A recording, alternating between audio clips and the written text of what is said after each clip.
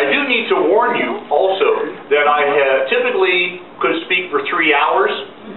So I hope that you are all rested and fed, and the privies are down here, I understand.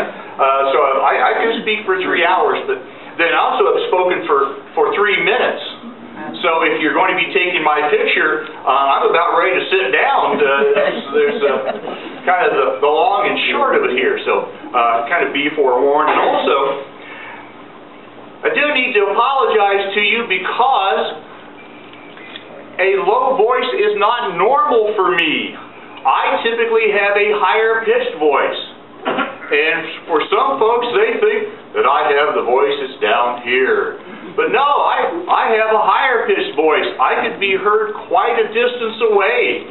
When I spoke at Gettysburg, there was no amplification. I just spoke, and by having a higher pitch, I could be heard. Also, I was able to project my voice. And I do need to warn the people sitting in the front, if I start to project with my voice, you might need a hanky here to kind of protect yourselves. I've seen some children down in front of me that kind of wiping stuff off, and I do have to apologize for that.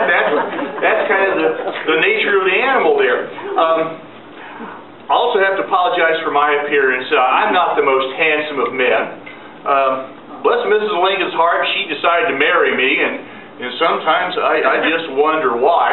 It reminds me of a story. I was riding into Springfield, Illinois on a horse, and along was coming a really pretty lady. And I was about 25 years old. I wasn't married, and I'm still shy of women at that time. And she stops her horse, and I get right next to her, and I doff my hat, and she said, "Well, for land's sakes, you are the ugliest man I have ever seen."